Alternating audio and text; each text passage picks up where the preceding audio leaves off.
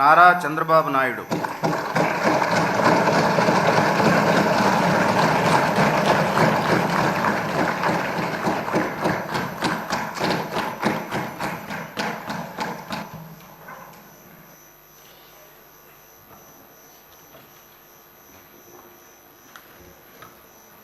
నారా చంద్రబాబు నాయుడు అనే నేను శాసనసభ సభ్యునిగా ఎన్నిక అయినందున శాసనం ద్వారా నిర్మితమైన భారత రాజ్యాంగం పట్ల నిజమైన విశ్వాసం, విధేయత చూపుతానని, భారతదేశ సార్వభౌమాధికారాన్ని, సమగ్రతను కాపాడుతానని, నేను స్వీకరించబోయే కర్తవ్యాన్ని శ్రద్ధాశక్తులతో నిర్వహిస్తానని దైవ సాక్షిగా ప్రమాణం చేస్తున్నాను.